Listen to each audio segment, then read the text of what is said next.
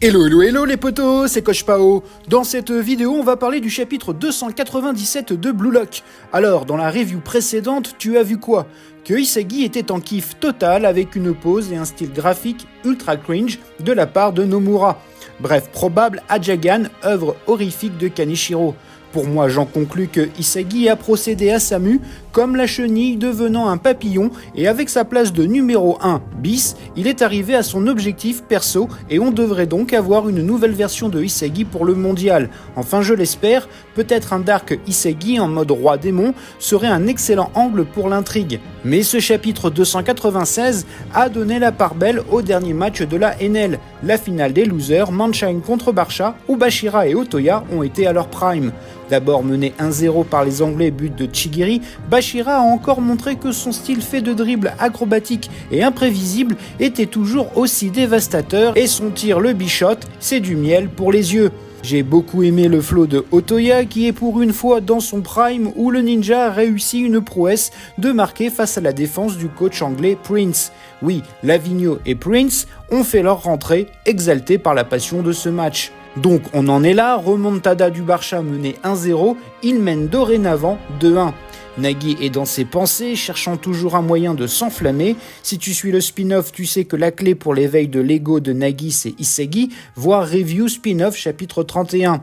Et c'est là que Reo fait une grande annonce qu'il va faire le caméléon pour copier quelqu'un pouvant exciter Nagi. Tu connais ma théorie vue dans la review précédente, Reo va copier Isagi et potentiellement voler le ballon à Nagi pour marquer son but, forçant l'ego de Nagi à s'embraser pour le but de la victoire. Surtout que les auteurs sont consensuels à mort, donc cette logique offre dans ce match un but pour chaque perso Blue Lock. Chigiri, Bashira, Otoya, Reo et Nagi. Ah oui, Nishioka, le messie d'Aomori, n'apparaîtra pas, ni de but, ni de passe. Je vois pas comment il pourrait s'insérer dans le récit maintenant. Désolé pour les fans de la théorie Nishioka dans les 23, mais ça semble finito pour le coup. Classement buteur avec ce chapitre, on a eu des changements. Bashira qui recolle au peloton de 4 buts avec Shido, Kaiser, Isagi. Et Otoya passe devant Nagi avec 2 buts. En première page, le titre du chapitre, To the Future, en français pour le futur ou à l'avenir. Marqueur fort donc d'un tournant niveau score et pourquoi pas l'évolution de personnages comme Nagi, qui, de tournée, écoute ce qu'a dit Reo chapitre 296, dinguerie que les deux aient le temps de se taper la discussion alors que leur team est mené 2-1. On sent pas tellement la gravité de la situation, au contraire tout semble être cousu de fil blanc comme si le duo avait un plot armor et que peu importe ce qu'il va leur arriver, ils seront safe. Et comme la NL n'a été qu'un arc où tout tourne en rond, après l'égalité des primes Isagi et Rin, les auteurs nous refont le coup du Nagi paumé où il affirme qu'il a perdu la flamme. Quelle flemme! Bref, Reo ici prend une pause à la cool façon Nagi vu qu'il fait tourner le ballon, on avait déjà vu ça dans le spin-off avec Nagi. Il est d'ailleurs super optimiste et te dit que la remontada est plus que possible, sachant que Reo s'est enflammé avec son mode caméléon. Perso, je parie sur la copie de Isagi. Tu peux le voir, Nagi est full in love avec son multimilliardaire de copain et admet que Reo est super cool quand il est dans cet état d'esprit. Même s'il sait au fond de son cœur, il a peur de la défaite et de leur survie. Ainsi, Nagi capte que Reo qui s'enflamme va l'aider à s'enflammer aussi.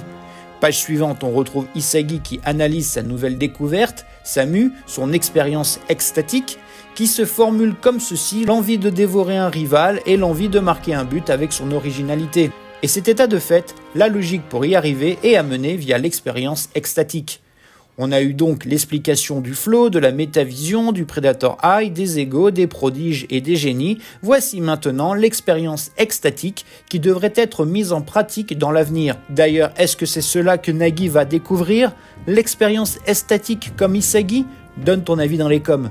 La suite, c'est Isagi qui s'interroge où il comprend que sa science de l'analyse du terrain lui permet de reproduire quasi à l'infini ce type de perf et le transforme match après match en un meilleur footballeur.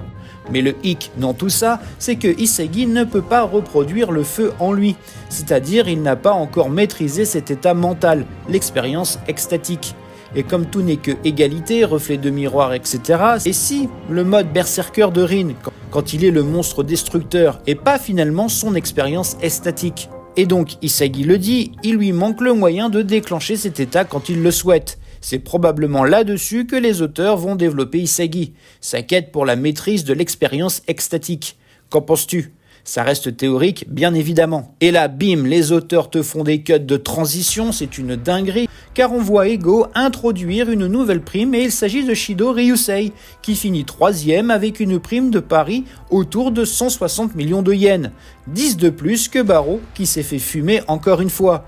D'abord, première info, à part Rin qui va aller au Real, Isagi, Shido et Barreau sont gardés par leur club de la NL. Puis comment ça se joue les primes, pourquoi Shido a eu 160 millions ? Je pense que c'est au besoin des clubs. Alors, est-ce que Paris a eu plus besoin de Shido, d'où sa grosse prime supérieure de 10 millions à celle de Barreau ? Vu que Rin s'en va, Paris vient de la Ligue où il y a de l'argent. C'était expliqué lors de l'intro de la NL, chapitre 153. C'est pour ça que peut-être la prime de Shido est au-dessus de celle de Barreau. Mais je pense aussi que les auteurs ont d'autres raisons que simplement l'effet football ou la puissance financière des clubs. Barreau, c'est par son chara-design, un furio, cliché de voyou de lycée japonais. Peut-être que Kaneshiro a été harcelé par un type comme lui au bahut, donc il se venge dans son manga. Assez commun au Japon qu'un mangaka mette un peu de son expérience de vie personnelle dans son œuvre. Et dans le cas de Shido, je pense que les auteurs le voient comme un perso troll, le Joker, et que sans info sur lui, pas d'origine arc, ni de flashback, Shido réussit toujours à se glisser dans les top positions, car bien sûr il est fort, mais je pense que ce côté troll Joker est accentué par les auteurs, raison pour laquelle il est 3e. Il a été pocket par Kunigami tout le match et son but de la tête vaudrait 60 millions, plus que le but de Rin. Je penche plus pour l'aspect troll du perso. Qu'en dis-tu ? Tu penses que Barreau a été volé, ou penses-tu que c'est logique de voir Shido 3e ? Ah, et évidemment Nagi ne sera pas top 3 ni top 4, mais probablement top 5, vu la façon dont le match et les chapitres sont découpés. En parlant de lui, il est en gros plan sur cette page, me remettant en jeu le ballon avec Reo et Agi plus loin. Nagi est chaud pour marquer, mais se demande ce que va faire Reo. Avec un jeu de passes courtes et des gestes techniques, le duo passe la défense espagnole, où Nagi se jure à lui-même d'être le Nagi que Reo veut voir. Quelle belle preuve d'amour! Encore une fois, on n'avance pas avec Nagi qui devient de plus en plus relou à cause de ce duo où on tourne en rond depuis des tomes et des tomes. Ici, on a un Nagi qui hésite, quoi faire et qui se demande ce que ferait Reo dans la même configuration. Nagi est très loin d'être l'égoïste qu'il pense être. En plus, il réclame Reo, mais on sait qu'il s'enflamme pour Isagi. Et à un moment, poto, faudra choisir ta go. Soit Reo, soit Isagi, sinon c'est nous qui allons plus te calculer. Je dis les termes, Nagi, tu saoules. A noter la présence des ex-U20 sur la pelouse côté Barça, Darai et Hayate. Ils auront donc leur prime augmentée logiquement. Chapitre 246, Darai c'est 15 millions et Hayate 13 millions. Attention, ils pourraient créer la surprise. Il faut être prêt à tout avec les auteurs. Mais pour eux, je vois pas plus de 10 millions de hausse de prime. Chapitre précédent, on a vu Niyu, le Doberman des U20, côté anglais, il a une prime de 10 millions. Tandis que le Messi d'Aomori, c'est 3 millions de yens, la plus basse prime actuellement. Retour au match sorti de nulle part, Lavigno qui surgit pour piquer le ballon des pieds de Nagi. Et tu te dis, cool, duel Nagi-Lavigno. Eh ben non, car qui arrive ? Prince, qui fait comme d'hab son rôle de tank et de motivateur qui gueule en anglais « To the future » ou « À l'avenir », titre du chapitre. Lavigno lui dit d'arrêter de frimer, tandis que Prince ne s'occupe pas de Nagi. Il lui a mis un vent, car Prince ne pense qu'à Reo, qui lui envoie un centre magnifique en sa direction opposée à Otoya.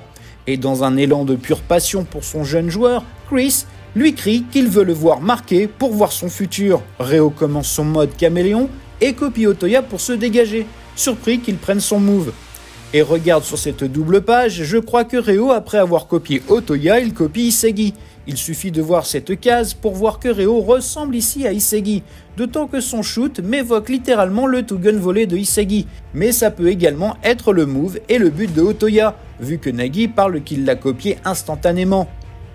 Alors, dis-moi ce que tu en penses. Tu penses que c'est la copie de Isagi ou de Otoya ?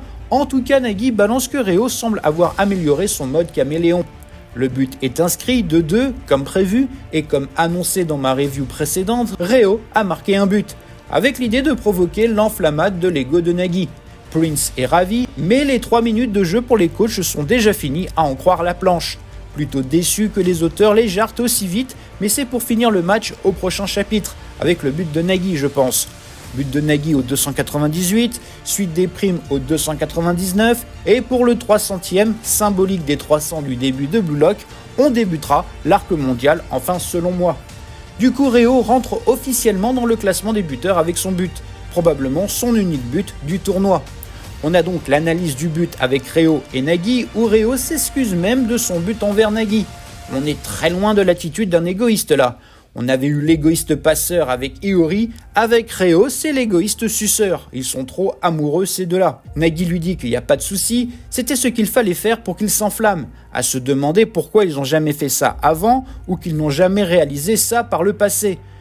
Un peu bizarre. Pour le coup, je trouve personnellement que les auteurs sont fatigués. Ils ont l'air d'avoir du mal à trouver une finalité cohérente et pas redondante. Car on tourne en rond depuis plusieurs chapitres. Ça en devient même chiant. Dis-moi ce que tu en penses car j'ai cette impression de lourdeur et ça me donne l'impression d'une overdose avec ce duo Reo-Nagi. Nagi conclut que Reo l'a toujours choyé comme un gosse, il sait qu'il sera toujours à ses côtés, résultat Nagi décide de s'enflammer. Comme quoi c'était cousu de fil blanc que Reo en marquant pousse Nagi à s'éveiller. Nagi se promet de changer par lui-même, on va pas dire que c'est éclaté la justification mais c'est quand même éclaté. Surtout qu'on sent que les auteurs étirent un max avec cet arc et ça joue sur la qualité de l'œuvre. Verrons-nous un nouveau Nagi arriver? Va-t-on avoir une version évoluée du 5-shot fake revolver volé? Si on a vu les primes jusqu'au 4e, soit Barreau, Nagi va-t-il être le 5e vu que son but devrait arriver au prochain chapitre? La réponse dans la prochaine vidéo. Blue Lock est sans pitié, seul le plus fort survivra. Voilà, c'est tout pour aujourd'hui, tu peux ranger tes crampons et on se retrouve très prochainement pour parler des arcs narratifs, des joueurs, des équipes, des théories de l'animé. Il y a tant à dire sur Blue Lock, commente, like, abonne-toi, c'est important pour faire vivre cette communauté. Merci infiniment. Panenka et Sombrero, allez ciao.